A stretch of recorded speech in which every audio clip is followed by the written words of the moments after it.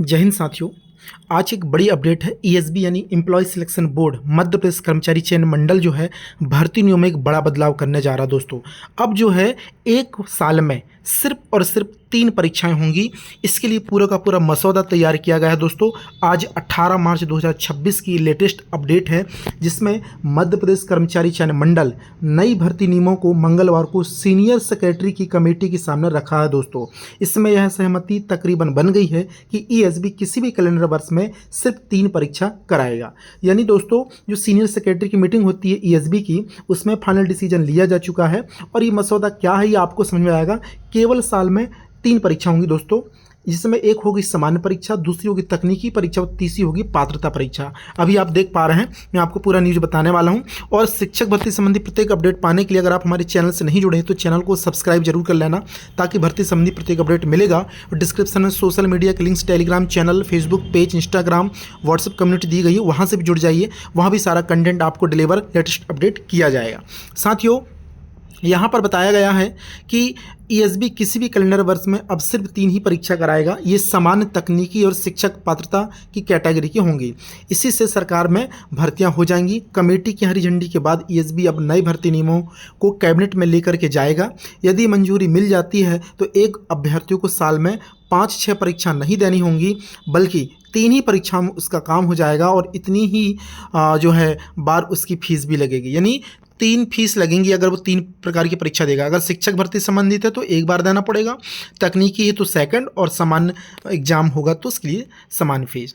इस तरह बनाई जाएगी परीक्षा की व्यवस्था। सबसे पहले होगी सामान्य परीक्षा। इसे 4 भागों में बांटा गया।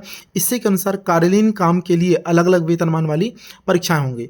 सामान्य परीक्षा का मतलब जैसे कि ग्रुप 5, ग्रुप 2, ग्रुप 1 है, सब ग्रुप 3 है, ग्रुप 4 है। इस तरीके से यहाँ पर सहायक ग्रेड 3 मतलब ग्रुप 3, इस तरीके की जो परीक्षाएं होती हैं, ऑफिस वर्क वाली सामान्य स्टेनो वगैरह है, इस सामान्य परीक्षा।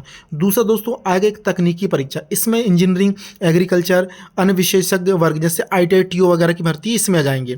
फॉर्म भरते समय अभ्यर्थी जो है अपनी विशेषज्ञता बताएंगे। इसी के अनुसार उसे प्रश्न पत्र मिलेगा। इसी के साथ अभ्यर्थियों को समान परीक्षा भी देनी होगी, यानी उसे 2 पेपर देने होंगे। यानी 2 पेपर होंगे, एक नॉर्मल पेपर होता है और दूसरा होगा टेक्निकल पेपर। तो इससे आप लोगों का टेक्निकल क्वेश्चंस पूछेंगे और नॉर्मल से आपके नॉर्मल सवाल पूछेंगे। शिक्षक पात्रता, इसमें भी अभ्यर्थियों को परीक्षाएं 2 परीक्षा देनी होगी, समान और शिक्षक पात्रता। ठीक है, यानी अब वो वाली सिस्टम खत्म हो गया कि पात्रता चयन वाला, वो नहीं होगा।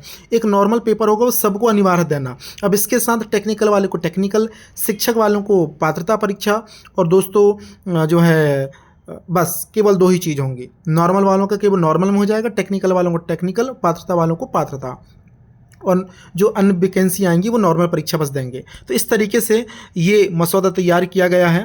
तो अब देखते हैं दोस्तों, इसके लिए ऑफिशियल अपडेट बहुत जल्द ईएसबी के द्वारा जो जारी किया जाएगा। हालांकि सीनियर सेक्रेटरी की कमेटी ने इसे पारित कर दिया है, तो ईएसबी का ये जो मसौदा है कैबिनेट में जैसे मंजूरी मिलेगा और ये लागू कर दिया जाएगा। तो कहीं ना कहीं ये काफ़ी सुखद खबर है मध्य प्रदेश के जो है तैयारी कर रहे युवाओं के लिए। चूँकि बार बार जो है एग्ज़ाम फॉर्म भरना पड़ता था, बार बार परीक्षाएं देनी पड़ती थी, और कहीं ना कहीं इसके कारण जो है चीज़ें डिमोटिवेट भी होते थे लोग, जो है बार बार पेपर दे करके नहीं हो पाता था सिलेक्शन। लेकिन इस बार जो है एक अच्छा तरीका अपनाया गया है, नॉर्मल पेपर ही देना है केवल सभी को।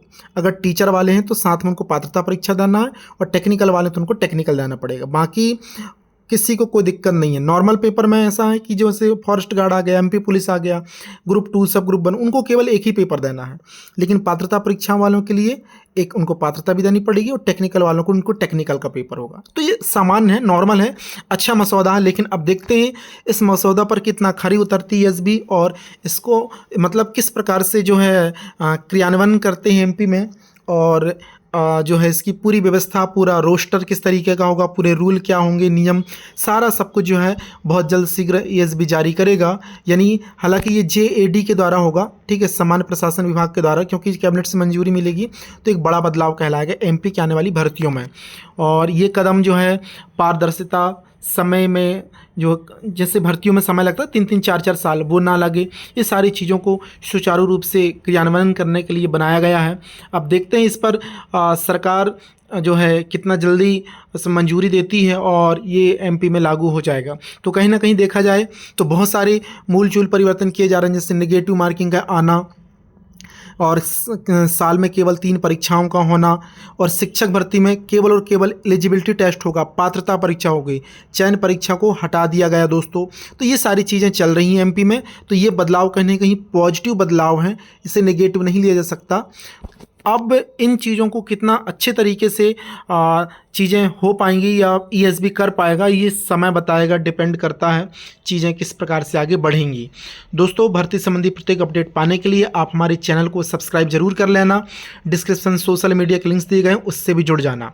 हाँ, एक और डाउट था शिक्षक भर्ती को रिलेटेड कि देखो, शिक्षक भर्ती में ऐसा है कि एलिजिबिलिटी टेस्ट और सिलेक्शन टेस्ट 2 चीज़ होती थी, पर अभी आपने देखा कि व्यापम केवल एलिजिबिलिटी टेस्ट लेगा, सिलेक्शन जो टेस्ट है यानी चयन परीक्षा, इसको नहीं लेगा दोस्तों। चूंकि ये भी आपने देखा न्यूज़ में भी चीज़ें आ रही थी, जैसे देखो नेगेटिव मार्किंग लागू होगी करके न्यूज़ में आ रहा था और कुछ पता भी नहीं चला और ग्रुप 5 का नोटिफिकेशन जारी हो गया।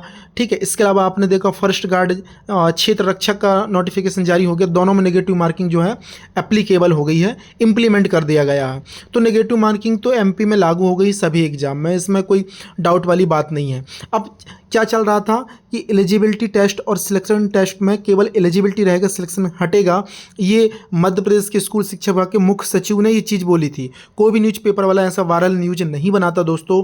ठीक है, अपने मन से कुछ भी नहीं कहते। जब सचिव का वक्तव्य है, यानी सचिव सच्ची खबर देता है, झूठ नहीं बोलता है ना। मध्य प्रदेश शासन का सचिव है वो, यानी स्कूल शिक्षा डिपार्टमेंट में। तो उन्होंने कहा है कि सिलेक्शन टेस्ट नहीं लिया जाएगा, केवल पात्रता पर विचार किया जा रहा है। तो इसका मसौदा भी तैयार है, जल्द इसको भी ये इम्प्लीमेंट कर दिया जाएगा और आप लोगों केवल एक ही परीक्षा देनी होगी, पात्रता परीक्षा। और उन्होंने ये बता भी रखा है ना कि अगर आपके पात्रता में कम नंबर हैं तो आप अपना स्कोर बढ़ा सकते हैं। 2018 की पात्रता से जितनी भी पात्रता हुई है बाद में, वो सारी क्या होंगी दोस्तों, वो आजीवन मतलब हमेशा के लिए वैध रहेंगी। हाँ, अगर आपको लगता है कि स्कोर में कुछ बढ़ाना तो आप स्कोर बढ़ा सकते हैं और उसी स्कोर के आधार पर जो है भर्ती प्रक्रिया संपन्न कराई जाएगी। तो ये भी एक चल रहा है। और साथ ही साथ जो गवर्नमेंट शिक्षक हैं जो टेट क्वालिफाइड नहीं, उनको भी टेट में शामिल करने की प्रोसीजर गवर्नमेंट जो ऑर्डर निकाल के कर रही है। तो कहीं ना कहीं आप लोगों के साथ गवर्नमेंट टीचर भी बैठेंगे तो पेपर का स्तर उतना कठिन नहीं होगा, क्योंकि गवर्नमेंट टीचरों के लिए बहुत दिक्कत है जो 55-60 साल की उम्र में है, 50-55 की उम्र में। तो वो अभी जो वर्तमान का डिफ़िकल्टी लेवल है उसको कैसे कर पाएगा, नहीं कर पाएंगे। तो कहीं ना कहीं लेवल को भी थोड़ा सा मेंटेन किया जाएगा।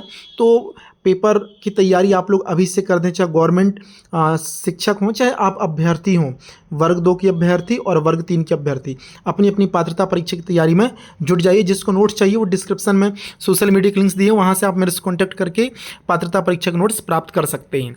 तो साथियों, यही एक अपडेट है आज की, बहुत ही महत्वपूर्ण अपडेट है। और चैनल से जुड़ जाएँ, मिलते हैं नए अपडेट के साथ एक नए वीडियो में।